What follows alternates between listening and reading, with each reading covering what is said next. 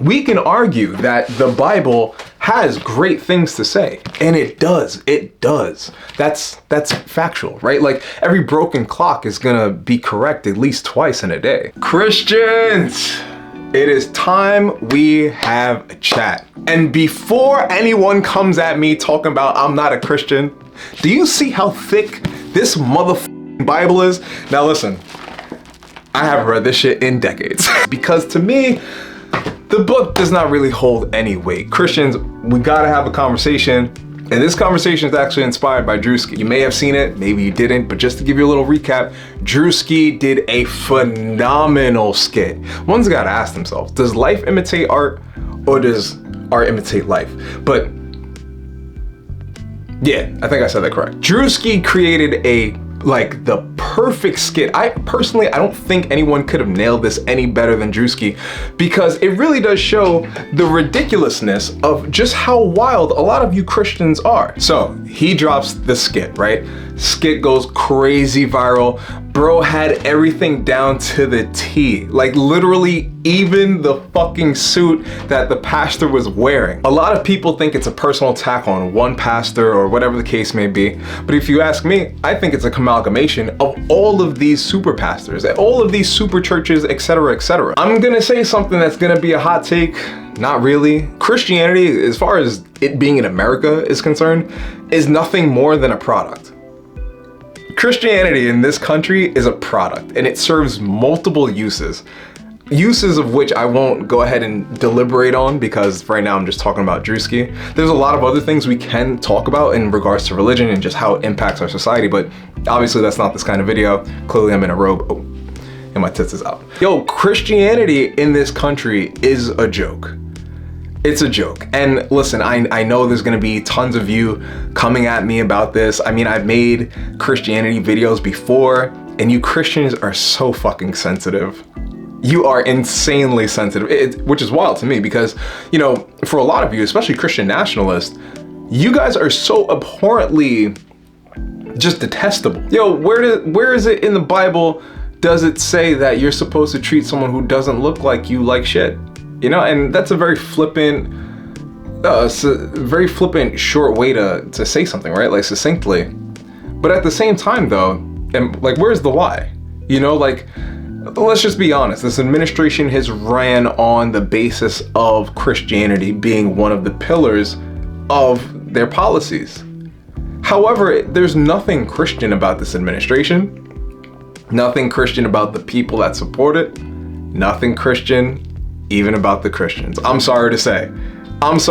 Listen, I'm just an observer from the outside looking in. I understand you're gonna be upset with me. I think Druski did an incredible job on the skit because he named it accurately. I'm not saying pastors can't be rich, but it doesn't make sense to me as to how pastors can literally live lavishly, right? Like they can flaunt these lifestyles in your face. In fact, there was a pastor talking about he had a private jet. They didn't want him to get it, so now he got two. Pastor, what do you need two private jets for? I am a rich backed by a richer. He made that airplane so cheap for me, I couldn't help but buy it. This is Kenneth Copeland, perhaps the scariest and richest pastor in the world. Do you really believe that human beings are demons? No, I do not. And don't you ever say I did. Known for his $300 million net worth, $7 million mansion, and his 3 private jets, with his very own airstrip behind his house. You know what I mean? Like, can we be for real? I'm not saying you can't have those things, but it doesn't make sense. In a world where pastors ask their congregation for tithing and offering, you don't even have to pay taxes on the shit that you get from your people. Not only that, there are loopholes and other things you can do to garner money from charity or whatever the case may be. Church is nothing more than a money pit. Nothing more. And I'm tired of people trying to argue this. Like, yo, your God is not real, bro. I'm sorry, man. I'm fucking sorry. I'm sorry to tell you this because I know as humans, we work so hard to write fan fiction in our heads about a myriad of things. Lost love connections, missed opportunities that you perceive were opportunities, but they weren't. Same with the love connections, and same goes for religion. This video isn't an attempt to argue you out of Christianity. If you want to be a Christian, go for it. that's your prerogative, right? Like I firmly believe people should be able to live the lives that they want to live without, either shoving it down people's throats or without facing some sort of oppression. Now, we could talk about some particulars in regards to that. Obviously, I'm not making sweeping generalizations with that statement. I just wanted to use it to lead into what I think is ultimately the issue. We can argue that the Bible has great things to say, and it does. That's factual, right? Like every broken clock is gonna be correct at least twice in a day. The problem is how the word is purported, how it is controlled, disseminated, and then how it is used to force others into subjugation. Not necessarily forced by physicality, although that's what they did back in the day. Slavery, wink wink. But for the most part, this is nothing more than a ploy for control. That's all it is. I have family that was heavy into religion. In fact, my mother, she is one of the largest religion heads I know. I call them religion heads because I just think it's funny. She was an ordained pastor. She's traveled around the globe, prophesizing and, doing missionary work and shit like that. And I gotta be honest with you, none of it has made an impact on anyone.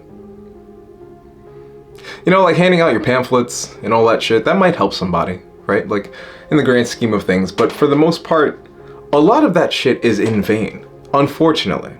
And the reason why I feel so strongly about it is because on the week that my brother had passed away, I've talked about this story dozens of times.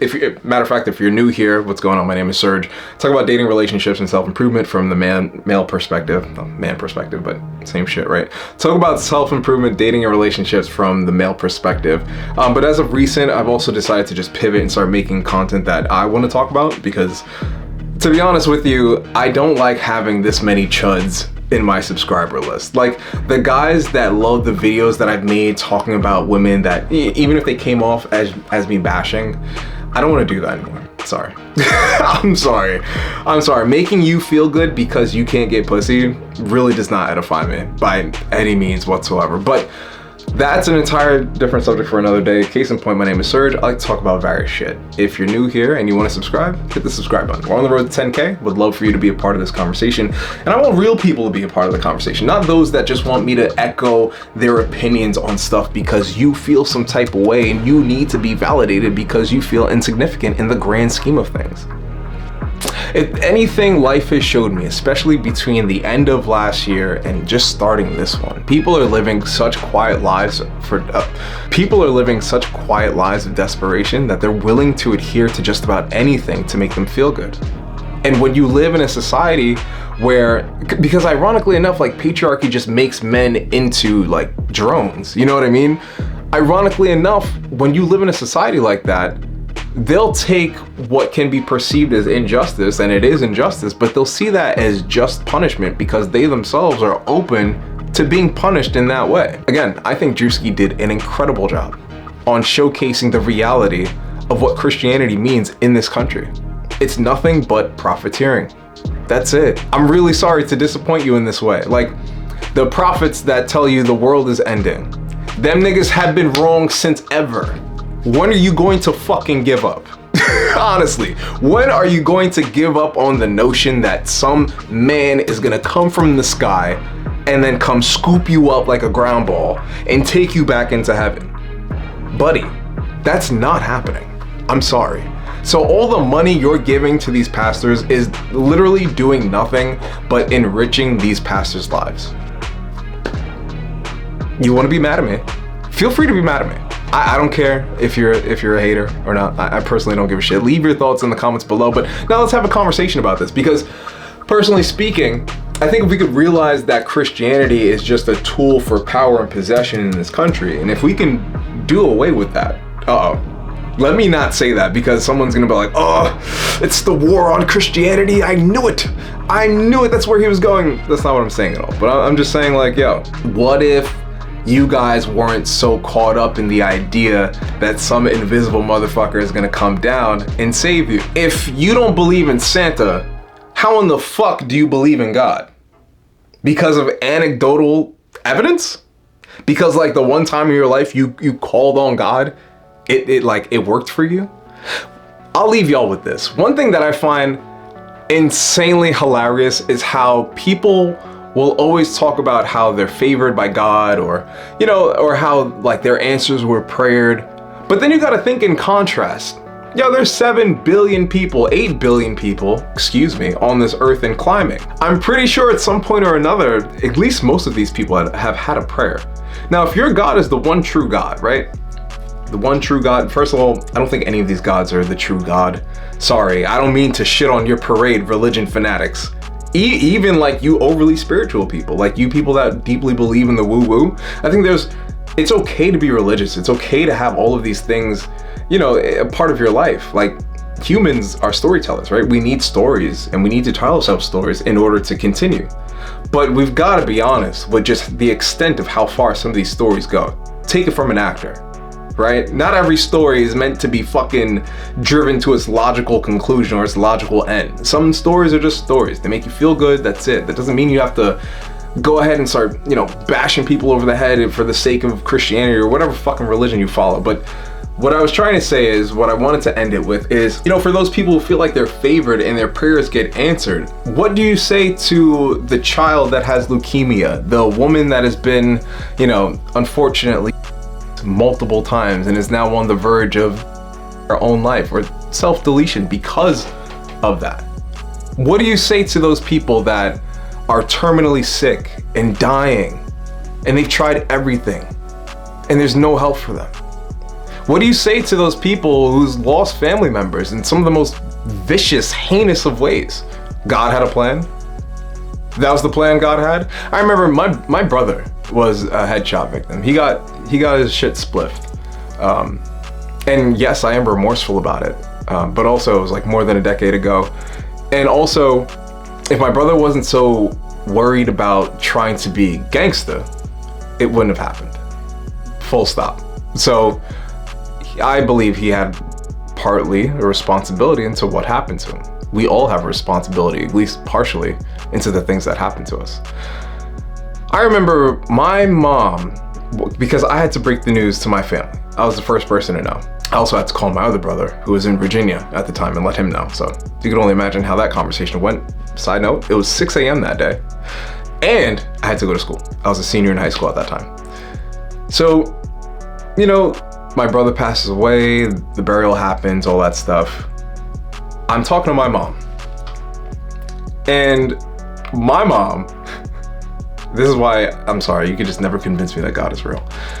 Because while my mom is talking and, you know, like we're having, I guess, like a quasi-therapy session without it really being therapy.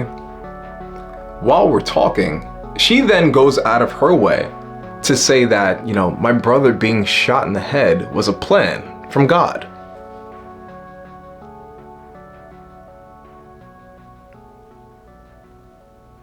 That was the plan?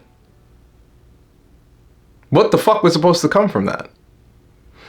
The measly $20,000 you then pissed away in Liberia because you thought you were going to build an orphanage, only to get scammed by a prophet? And then when I warned you about said prophet, you then looked at me and told me to not discredit God's people? Man, you Christians are full of shit. Anyway, leave your thoughts in the comment section below. Let me know what you think. Hey, if you're mad at me, I'm sorry to burst your delusions, but yeah, God ain't coming back. You're not getting scooped up. And yeah, it's really on us to make this place worth living in. If not, then it's gonna be hell for all of us. No pun intended, because I don't believe in hell either. But anyway, thank you so much for watching. I got another video coming out Friday. I'll see y'all then. Peace.